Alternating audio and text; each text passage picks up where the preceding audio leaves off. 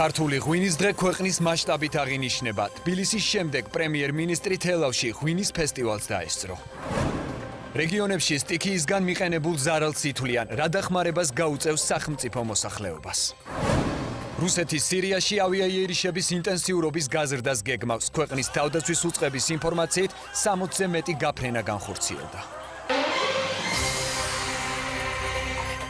გამარჯობა, ღია ეთერში ამოაბეთ 16 საათზე სტუდიაში ლევან კვატაშიძე მუშაობს. ქართული ღვინის დღის ფარგლებში დილიდან ქვეყნის მასშტაბით სხვადასხვა ღონისძიებები იმართება. ამ წუთებში თელავში ღვინის ფესტივალი მიმდინარეობს, რომელსაც მოწვეულ სტუმრებთან ერთად მთავრობის ხელმძღვანელიც დაესწრო. კახეთში სტუმრობამდე პრემიერი თბილისში ღვინის ცენტრის გახსნის ღონისძიებაში მიიღო მონაწილეობა.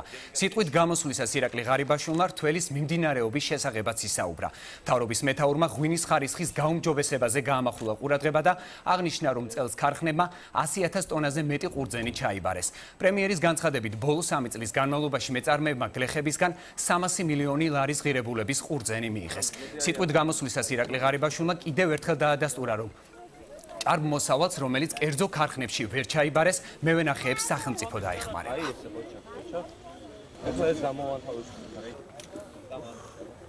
არ გამოგიჩეს. ფასზე იყო გამოფილება, ხო? არის რომ არ გადაიხადეს ხომ მაგდა. და ესე იგი, რა მინდოდა ამიხსნა ესე იგი. და დამახინჯებით გავცედა ინფორმაცია მედიაში. მთავრობა უკვე მესამე წელია რამესაც ვასუბსიდირებთ ამ კუთხის თანხას რო უმატებთ, დანამატს რო უგეთებთ. აბსოლუტურად იგივე დანამატი გავაკეთეთ წელსაც. ანუ თეთრზე იყო 15 თეთრი იყო, 15 თეთრი იყო და 15 იყო შავი თეთრზე საფერო. კომპანიებს სამწუხაროდ შეექმნათ პრობლემები. როგორც მე ამიხსნა ესე იგი, როგორც გავიგეთ ჩვენ. ჩაუწევთ როგორც აქვს ინფორმაცია. ყურძენს, ასე ვთქვათ, ფასი დაედო, ლეხმა დააფასა და ვაზ დაედო ახთავარი ფასი. 4000 ჰექტარზე მეტი გაშენდა ახალი ვაზი, იმიტომ რომ გლეხს мотиваცია გაუჩნდა, რომ ღირს ყურძნის მოყვანა. თუნდაც ამ ვითარებაში ხო, მინიმუმ 100%-იანი მოგებით შეუძლია რომ გაყიდონ ესე ყურძენი. ამას გარდა მოსავალი გაორმაგებულია ხო?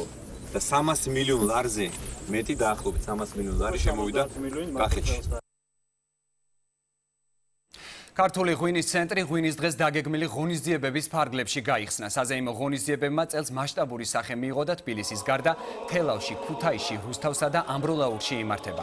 ღვინის დღის აღნიშვნის ძირითად მიზანს ადგილობრივ ბაზარზე ქართული ღვინის პოპულარიზაცია და ღვინის მოხმარების კულტურის ამაღლება წარმოადგენს. დღის მთავარი ღონისძიება თბილისში ვარდების მოედანზე გაიმართა. ტერიტორიაზე დილიდან კარვები გაიშალა, სადაც ღვინის მწარმოებელი კომპანიები მომხმარებლებს საკუთარ პროდუქციას თავაზობენ.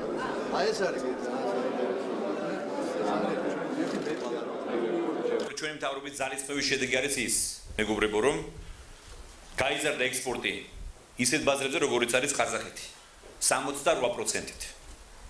პოლონეთი 85%-ით. ჩინეთში, განსაკუთრებით მინდა აღნიშნო, ჩინეთში ღვინის ექსპორტი გაიზარდა 7%-ით. ლატვიაში 50%-ით, ესტონეთში 35%-ით, დიდ ბრიტანეთში 46%-ით, ხოლო იაპონიაში 110%-ით გაიზარდა ქართული ღვინის ექსპორტი. ეს მოხდა სულ რაღაც ბოლო 3 წლის განმავლობაში. ბატონ მიძინა ივანიშვილის ინიციატივით და მისი დაფინანსებით წლების წინ ჯერ კიდევ 7-8 წელს როცა წინამთავრობა ფაქტურად არ აქცევდა არავითარ ყურადღებას მეღვინეობის განვითარებას, სწორედ მან ჯიღაურაში დააფუძნა სანერგე მეურნეობა, ეს არის ულტრათანამედროვე მეურნეობა, სადაც რამდენიმე 10 მილიონ დოლარი არის ინვესტირებული. ეს მეურნეობა უსასყიდლოდ გადმოეცა აჩუკა ბატონმა მიძინამ სახელმწიფოს. ბატონი მინისტრი, ასევე მთავრობის სხვა წევრებიც მუშაობენ აქტიურად ქართული ღვინის მუზეუმის შექმნაზე და მშენებლობაზე. ამისთვის ჩვენ შევარჩიეთ სპეციალური ადგილი, ეს არის ჩემს მეხსენებული ჯიღაურის მეურნეობა და ის ტერიტორია, რომელიც საჩუქრად გადმოეცა ბატონ მიძინა ივანიშვილის მიერ სახელმწიფოს. ჩვენ ვსურვთ, რომ იქ ავაშენოთ უნიკალური ქართული ღვინის მუზეუმი, სადაც წარმოჩენილი იქნება სწორედ ის, რაზეც ჩვენ ვისაუბრეთ. ის, რითაც ჩვენ ვამაყობთ, ანუ ეს არის 8000 წლიანი ისტორია ქართული ღვინის წარმოების. ქართული ღვინის დღე აღინიშნა ქუთაისშიც სოფლის მეურნეობის სამინისტროს ორგანიზებით და ქუთაისის მერის მხარდაჭერით სამეფო კომპლექს ოქროს ჩარდახის ეზოში ვაზისა და ღვინის სამსახველი ფოტოებით გაფორმებული კარვები გაიშალა. ღონისძიების ფარგლებში ღვინის მწარმოებელმა კომპანიებმა დასაგემოვნებლად საკუთარი პროდუქცია წარადგინეს. მოეწყო აუქციონები, ფოტოების კულტურულ ტრადიციული ნიმუშების, ასევე ღვინის პროდუქციის გამოფენა გაყიდვა. სამოთხეში სოფლის მეურნეობის სამინისტროს ორგანიზებით და ჩვენი მხარდაჭერით მოხდა ყველაფრის ორგანიზება. ბევრი ადამიანია გამოსული და ყოველწლიურად უკვე დამკვიდრდა და გაიცად კიდევ უფრო დიდი იქნება ეს. ღვინისა და ყველის გამოფენით გაიხსნა დღეს რუსთავ ქალაქობის ფესტივალი. ქალაქის ცენტრი ერთი დღით სადეგუსტაციო ადგილად გადაიქცა. ქართული ტრადიციული ღვინის სახეობების დაგემოვნება ნებისმიერ მსურველს შეეძლო. ღონისძიებაში მონაწილეობა მიიღეს სამხატვრო სკოლის მოსწავლეებმა და შეზღუდული შესაძლებლობების მქონე პირებმა. გაიმართა ხელნაკეთი ნივთების გამოფენა გაყიდვაც. რუსთავ ქალაქობისადმი მიძღვნილი კვირეული 10 ოქტომბერს საზეიმო კონცერტით დაიხურება.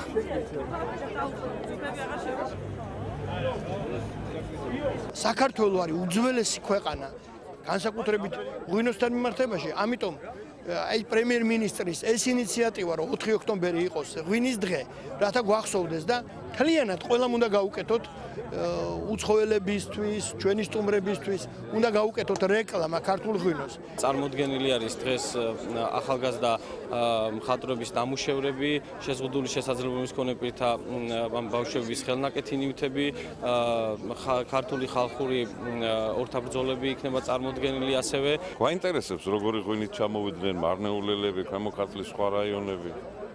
ჩვენ არა ვართ ღვინის ქალაქი, მაგრამ ღვინის მოყვარული და ღვინის დამგემოვნებლები ვართ ნამდვილად. და დღის სხვა მთავარი თემები. დილიდან სტიქიის შედეგად მიყენებულ ზარალს ითვლიან რუსთავში. ღამით მოსულმა ძლიერმა წვიმამ პრობლემები ქალაქის ცენტრალურ ნაწილს შეუქმნა. რამდენიმე ქუჩა გადაუღებელი წვიმის შედეგად დაიტბორა, რის გამოც ტრანსპორტი შეფერხებით მოძრაობდა. მთელი ღამის განმავლობაში ქალაქში მობილიზებული იყო სამაშველო და სახანძრო სამსახურები. გვიან ღამით ნაწილობრივ მოხერხდა სანიაღვრე ჭების გაწმენდა და დაგროვილი წყლის ამოტუმბვა.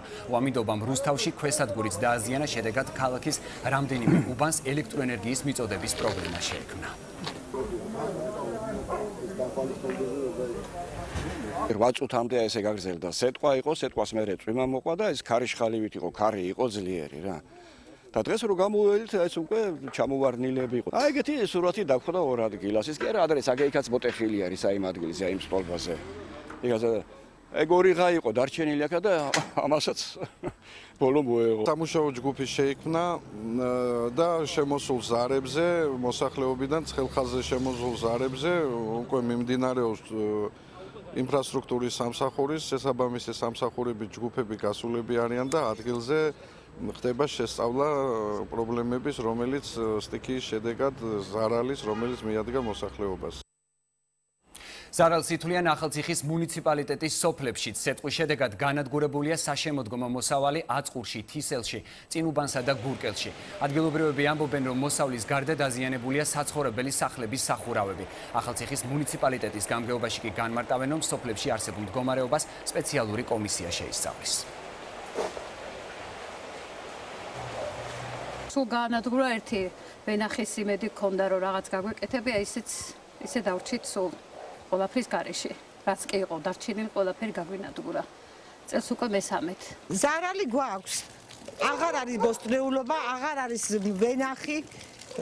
სახში ხანძარი გაგვიჩნდა აგერ სამზარეულოში. ამ დღეშია მოხუცი ალბერტი მუმლაძის ოჯახი და მთელი აწყური გაჭირებულ დღეში. სწორედ სტიქიური უბედურებების პრევენცია იყო მთავარი თემა საგანგებო სიტუაციების მართვის სააგენტოს მიერ ორგანიზებულ სემინარზე. სწავლება პროექტის წყალდიდობის საწინააღმდეგო ადრეული გაფრთხილება და პრევენცია საქართველოში, მდინარეების კაბალისა და დურუჯის განსაკუთრების გათვალისწინებით. ფარგლებში წინასწარ შემუშავებული სცენარის მიხედვით ჩატარდა. ტრენინგი თეორიული, პრაქტიკული და შემაჯამებელი ნაწილებისგან შედგებოდა. კახეთის რეგიონში დამონტაჟებული იქნა წინასწარი შეტყობინების სისტემები. ჩატარდა სიმულაციური ვარჯიშები, რომლის მიზანი იყო საგანგებო სიტუაციების დროს, კერძოდ წყალდიდობის დროს ამ წინასწარი შეტყობინების სისტემების ამოქმედება, ამუშავება და შესაბამისად მუნიციპალური მართვის ორგანოების ამოქმედება.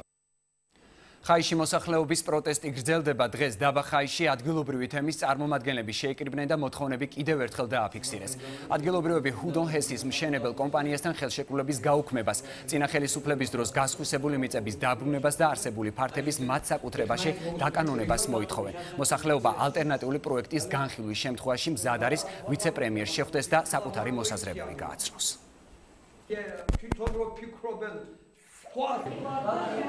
ჩვენ ვიტყოთ სამართლიანობის აღდგენას, ტრანსელექტრიკასთან კონტრაქტის გაწყვეტას, შემდგომ იმ $1 გადაცემული სააკაშვილის დროს $1 გადაცემული მიწების უკან დაბრუნებას სახელმწიფოს მიერ, შემდგომ მიეცეს ხაიში თემის მოსახლეობას დაერეგისტრიროს როგორც საკუთარი ასევე სათემო მიწები და შემდგომ არის ერთადერთი მოთხოვნა, რომ მოთხოვნაც არის და მოთხოვნაც არის შეგიძლიათ ასე გადასცეთ. შეხვედრის წინააღმდეგი ჩვენ არა ვართ, მაგრამ აუცილებლად უნდა იყოს იქ ალტერნატივაზე ლაპარაკი. შინაგან საქმეთა სამინისტრო მორიგი უკანონო ცეცხლსასროლი იარაღი ამოიღო. ისანი სამგორის სამმართველოს მიერ ჩატარებული ოპერატიულ საგამოძიებო ღონისძიებების შედეგად ფაქტზე 1988 წელს დაბადებული წარსულში ნასამართლები პირი დააკავეს. სამართალდამცველებმა ბრალდებულის მართვის ქვეშ მყოფი ავტომანქანის ჩხრეკისას პნევმატური პისტოლეტი დანა და აენელ შმეისერის მოდელის პისტოლეტი ამოიღეს, რომელიც ექსპერტიზის დასკვნით ცეცხლსასროლი იარაღის კატეგორიას მიეკუთვნება და სასროლად ვარგისია. დაკავებულს ცეცხლსასროლი იარაღის მართლსაწინააღმდეგო შეძენა შენახვა ტარება ედება ბრალად. თბილისში წარსულში ნასამართლები პირი დავაკავეთ, დაკავებულის მართვის ქვეშ მყოფი ავტომანქანის ჩხრეკისას პნევმატური პისტოლეტი დანა და პისტოლეტი ამოიღეთ, რომელიც ექსპერტიზის დასკვნით ცეცხლსასროლი იარაღის კატეგორიას მიეკუთვნება და სასრულად ვარგისია. გამოძიება ცეცხლსასროლი იარაღის მართლსაწინააღმდეგო შეძენა შენახვა ტარების და ნასამართლები პირის მიერ ცივი იარაღის ტარების ფაქტზე მიმდინარეობს. რუსთავი 2-ის მხარდასაჭერ აქციაზე მომხდარი ინციდენტისას დაკავებულ პირებს ხულიგნობის მუხლით ბრალი წარედგინათ. მათი გათავისუფლების მოთხოვნით კი ქუთაისის მერის წინ ამ დრომდე გრძელდება შიმშილობის აქცია. რუსთავი 2-ის მხარდამჭერები აცხადებენ, რომ აქცია მანამდე გაგრძელდება, სანამ დაკავებულ პირებს არ გაათავისუფლებენ. ნაციონალური მოძრაობის ინფორმაციით კი დაკავების პროცესს პირადად ხელმძღვანელობდა ქუთაისის კრიმინალური პოლიციის უფროსი. სამი პიროვნება არის დაკავებული 239 მუხლის მეორე ნაწილებით. ეს არის ხულიგნობა, კვალიფიკაციას ითვალისწინებს 3-დან 7 წლამდე და მიმდინარეობს ამ მუხლის გამოძიება. სასამართლო პროცესი ამ ეტაპზე არ ვიცით, როდის არის ჩანიშნული, იმიტომ რომ ბრალი არ აქვს დაყენებული და შესაბამისად მასალებიც არ მაქვს გადმოცემული. ბრალის დაყენების შემდეგ 24 საათში. ჩვენ ესე არ დავტოვეთ, რომ ჩვენ ვიწოლებთ ბოლომდე, ჩვენ ვიწოლებთ იმისთვის, რომ ყველა პატრიოტი და პატრიოტიანი ადამიანი თავისუფლებისთვის მებრძოლი ადამიანი იყოს გარეთ. რუსთავი 2-ის სიტყვის თავისუფლების გარანტია, რუსთავი 2-ის მხარდამჭერები არის სიტყვის თავისუფლებისთვის მებრძოლები. ეს ძალიან სუნდაბლური და მართლაც ივანიშვილის რეჟიმისთვის მახასიათებელი ნიშანთვისება და ფაქტი. თავად დაკავებულებმა გამოაცხადეს მშრალი შიმშილობა, აქ მათი მეგობრები და თანაგუნდელები აგრძელებენ შიმშილობას. ხმაურიანი არჩევნების შემდეგ ფეხბურთის ფედერაციას ახალი პრეზიდენტი ხავს. მომდევნო 4 წლის განმავლობაში ქართულ ფეხბურთს ლევან კობიაშვილი უხელმძღვანელებს. ფარული კენჭისყრის შედეგები ვეტერანი ფეხბურთელისთვის გადამწყვეტი აღმოჩნდა. ლევან კობიაშვილს 18-მა დელეგატმა დაუჭირა მხარი. კონკურენტ რევაზ არველაძემ 15 ხმა მოაგროვა. რაც შეეხება პრეზიდენტობის კიდევ ერთ კანდიდატს მამუკა კვარაცხელიას, დელეგატების მხრიდან დობის გარეშე დარჩა. ფეხბურთის ფედერაციის საარჩევნო ყრილობაში მონაწილეობა არ მიუღია გეგა გობეჯიშვილს, რომელიც უეფას გადაწყვეტილებით სხვა დელეგატ ჩაანაცვლა. ფედერაციის ახალ პრეზიდენტს გამარჯვება გვიან მიულოცეს კონკურენტებმა, ასევე უეფას ვიცე-პრეზიდენტმა. გადამწყვეტი არჩევნების ერთი დღე ქართული ფეხბურთის უახლეს ისტორიაში. ნიკა მოლოდინაშვილი გიამბობთ.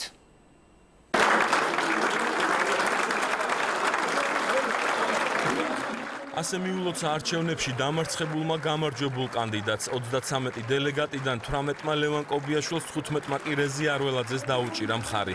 გუშინ გავრცელებული ინფორმაცია თითქოს ორივე კანდიდატს 17 დელეგატი უჭერდა მხარს მცდარი აღმოჩნდა. არველაძე მიიღო 15 ხმა, ლევან კობიაშვილმა 18.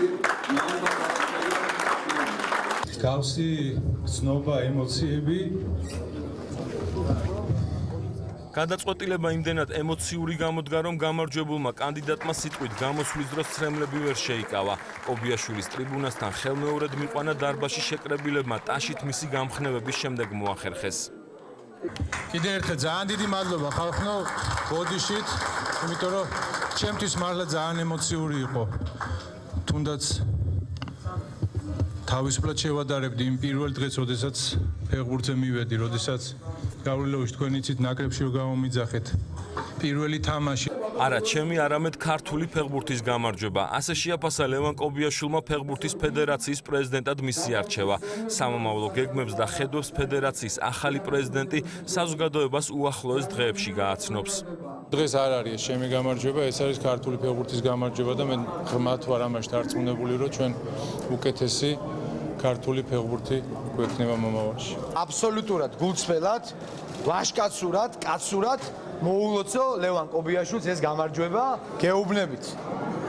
თუ როდისმე ვიფიქრებდი, რომ ეგეთი ჯოჯოხეთის გავლა მომიწევდა, არც ჩემ თავს, არც ჩემ მეგობრებს, არც ჩემ ოჯახს, არც ჩემ მშობლებს ამდენს არ ვანერული. მისი ბრალი კი არ არის ეს ყველაფერი. ყველაფერი ერთად იყო ჩემ წინააღმდეგ. არაუშავს. გაუძლებ ფეხბურთის ფედერაციის პრეზიდენტობის არჩევნებში გამარჯვება ლევან კობიაშვილს UEFA-ს ვიცე-პრეზიდენტმა გრიგორი სურკისმა და დარბაზში მყოფმა სტუმრებმა მიულოცეს.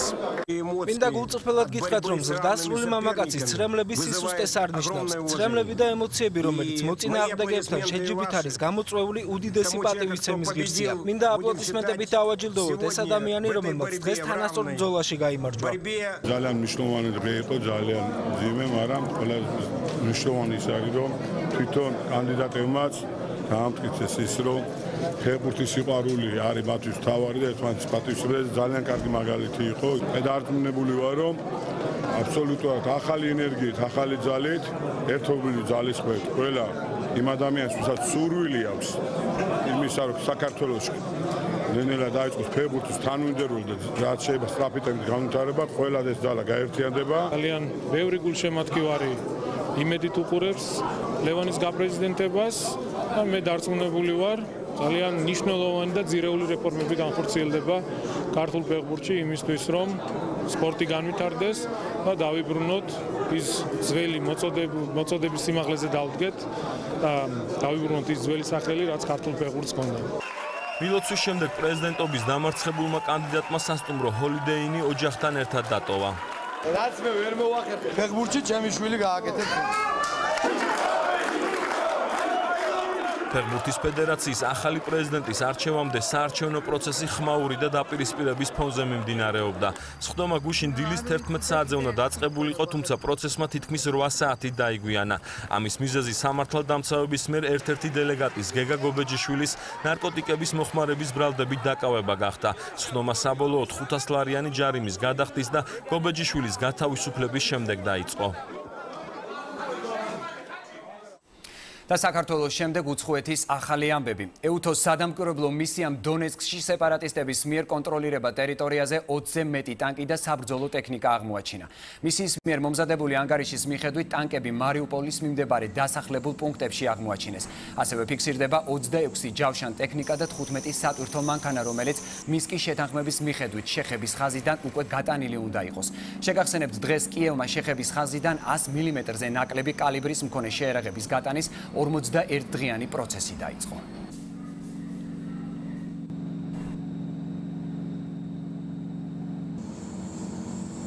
გერმანიის კანცლერი ანგელა მერკელი სირიის კრიზისის გადასაჭრელად მოლაპარაკებების დაწყებას აუცილებლად მიიჩნევს. ამის შესახებ კანცლერმა ერთ-ერთი გერმანული რადიოსთვის მიცემულ ინტერვიუში განაცხადა. კანცლერის თქმით, საჭიროა მოლაპარაკებების პროცესში ბაშარ ასადის ხელისუფლებისა და ოპოზიციის ჩართვა.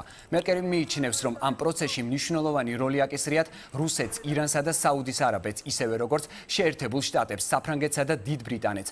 ანგელა მერკელი ასევე ხაზგასმით აღნიშნავს, რომ გერმანია თავშესაფრის მინიჭების შესახებ კონსტიტუციით გათვალისწინებულ ნორმებზე მიგრანტთა რაოდენობის გამო უარის თქმას არ აპირებს. რუსეთის სირიაში ავიაიერიშების ინტენსიურობის გაზრდას გეგმავს. თავდაცვის სამინისტროს განცხადებით, მხოლოდ 3 დღის განმავლობაში რუსულმა ავიაციამ 60-ზე მეტი გაფრენა განახორციელა, რის შედეგადაც ეგრეთ წოდებული ისლამური სახელმწიფოს პოზიციებს სერიოზული ზიანი მიადგა. თავდაცვის უწყების განცხადებით დაიბომბა ქალაქ რაქას მახლობლად მდებარე მებრძოლთა სამეთაურო პუნქტი. რუსეთის ავიაციამ სირიის ხელისუფლების თხოვნის საფუძველზე ავიაიერიშების განხორციელება ქვეყნის მასშტაბით 30 სექტემბრიდან დაიწყო და 3-4 თვეს გაგრძელდება. ისრაელის ხელისუფლებამ მომხდარი თავდასხმების შემდეგ ალაქსას მეჩეთისკენ მიმავალ გზაზე დროებითი შეზღუდვები დააწესა. 2 დღის განმავლობაში ძველ ქალაქში შესვლა მხოლოდ ადგილობრივ მაცხოვრებლებსა და ისრაელის მოქალაქეებს შეეძლებათ. შეგახსენებთ, შაბათ საღამოს პალესტინელი მეჩეთის სიახლოვეს თავს დაესხა ისრაელის მოქალაქეებს. შემთხვევის შედეგად 2 ადამიანი დაიღუპა, 2 კი მკურნალობას საავადმყოფოში გადის. ისრაელის პოლიციამ თავდასხმელის ლიკვიდაცია განახორციელა.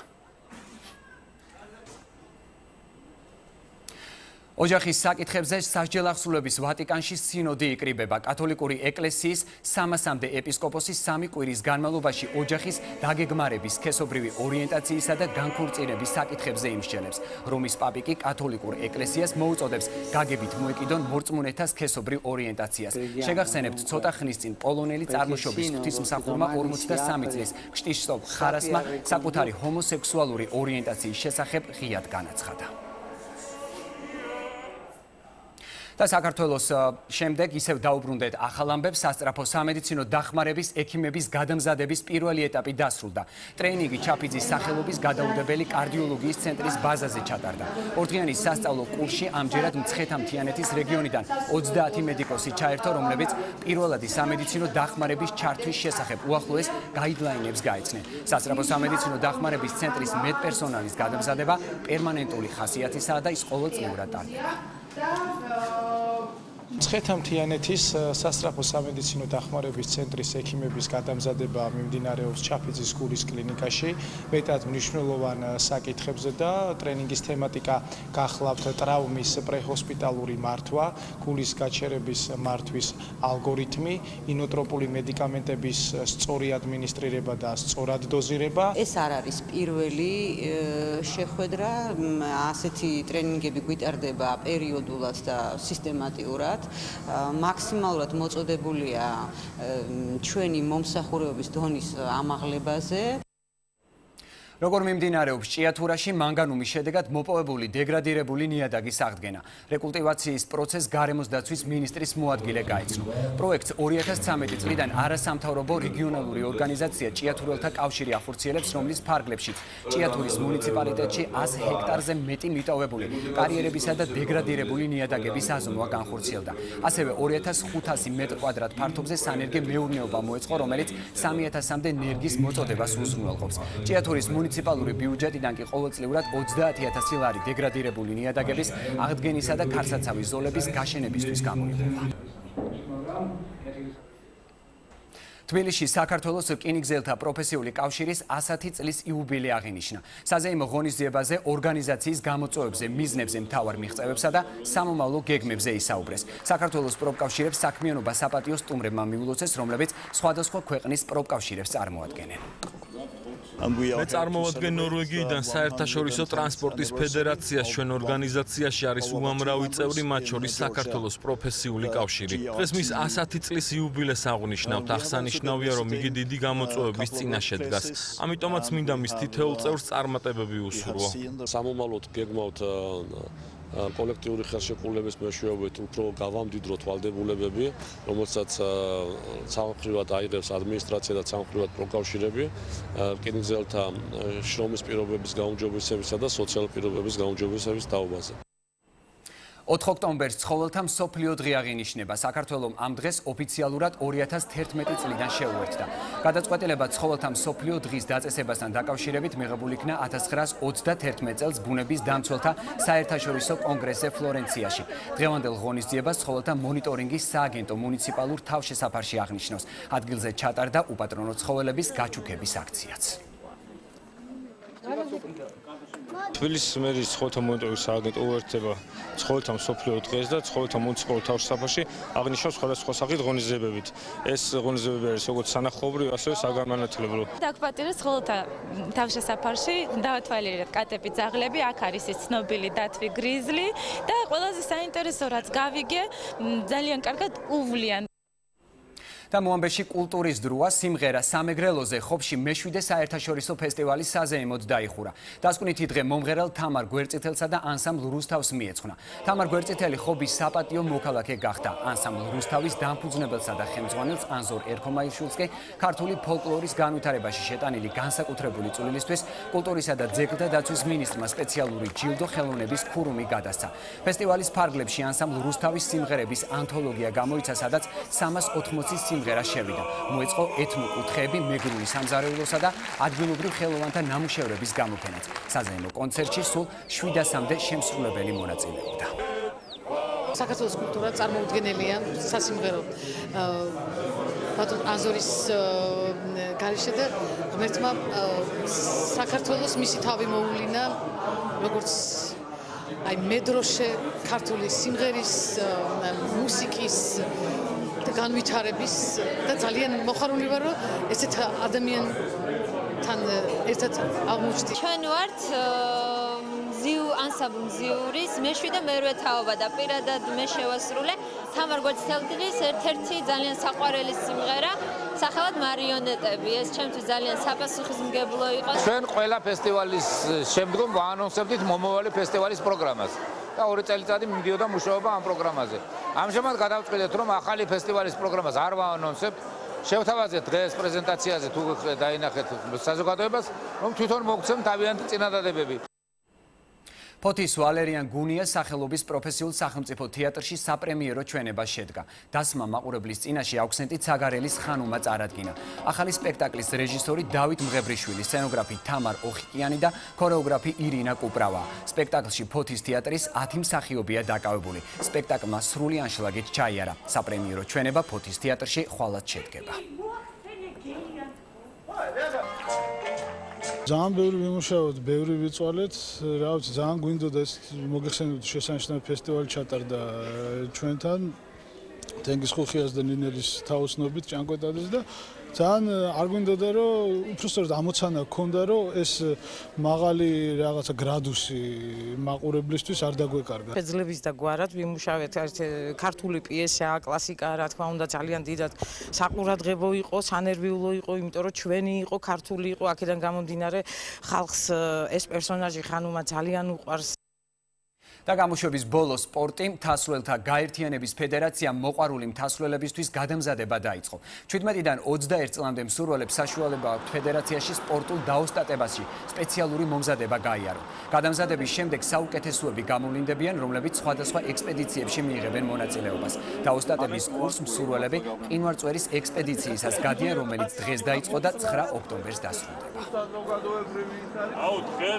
ეს კი არა. მივიდივართ მწვერვალ მყინვარწვერზე, დაახლოებით 75 ახალგაზრდა მიყავს, 17 წლიდან 21 წლამდე, უმეტესობა ახალბედა არის საერთოდ და შემდეგ ვფიქრობთ, რომ აქედან ავარჩიოთ, ასე ვთქვათ, ახალგაზრდები. წელს მივიდივართ ალპინიადაზე 4-დან 9 ოქტომბრის ჩათვლით. პირველად ჯერჯერობით ავალთ უშუალოდ მეტეომდე და შემდეგ ბეთლემის ქოხამდე და შემდეგ ავალთ მყინვარწვერამდე.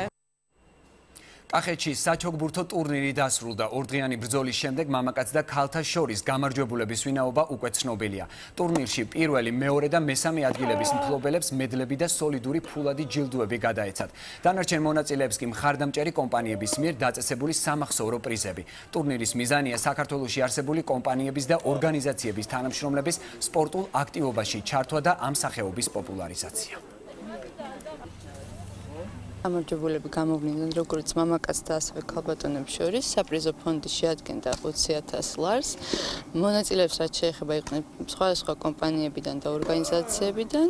ტურნირმა საბედნიეროდ ჩვენ და მიიღო ყოველწლიური სახე. შარშანას მიიღე მონაწილეობა, შარშანას გავიმარჯვე და წელს ვითომეტეს უფრო სასიხარულო, იმიტომ რომ ძალიან დიდი კონკურენცია იყო, ძალიან ბევრი კარგი მოთამაშე იღებდა წელს მონაწილეობას და ამიტომ წლევანდელი მოგება ბევრად უფრო საამაყო არის. ასეთი იყო ახალი ამბები ამ დროისთვის. მე ლევან კვატაშიძე ვარ, ერთმანეთს შევხვდებით ზუსტად 19 საათზე მთავარ გამოშვებაში.